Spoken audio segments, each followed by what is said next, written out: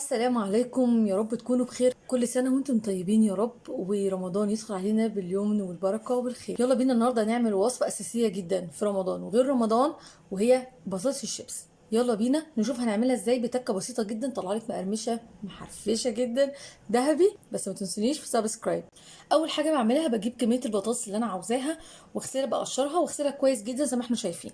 بعد كده بجيب المبشرة بتاعتي وابدأ ان انا اقشر البطاطس بتاعتي بمنتهى السهولة.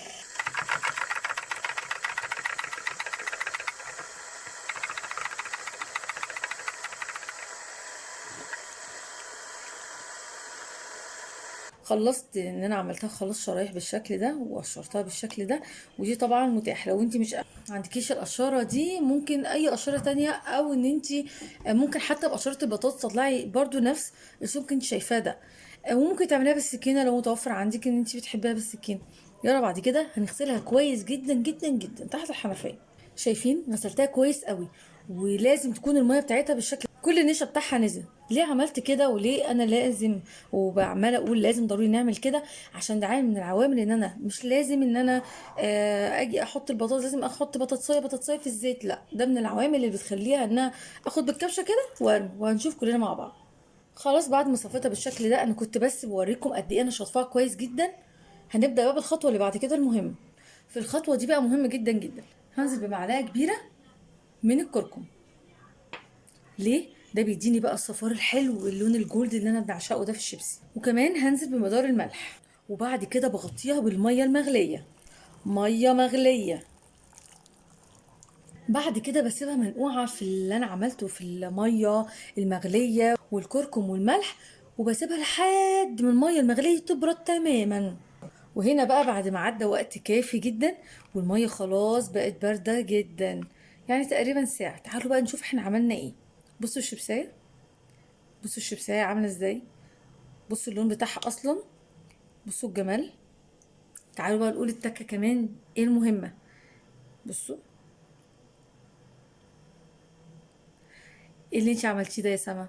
انا اقول لكم، انا كده اقدر بكل سهوله مبقاش شايله هم ان انا لازم احط واحده واحده وشيبسيه شيبسيه. لا، بالخطوه دي بقدر بكل سهوله جدا ان انا اشتغل على طول ومنتهى السهوله. يلا بقى على التكه اللي بعد كده عشان نحمر الشيبسي بتاعنا. هبدا هنا هجيب الوك بتاعتي وانزل بالزيت. هجيب الشيبسي بتاعي واصفيه كويس جدا جدا. بصوا معايا بقى زي ما قلت لكم بالظبط. هاخد اهو الكبشه وانزل والمساكه بتاعتي او باي حاجه كده. هما اساسا بصوا مش هيلزقوا في بعض، وابدا ان انا اجيبهم كويس كده في الزيت. هنزل بكبشه ثانيه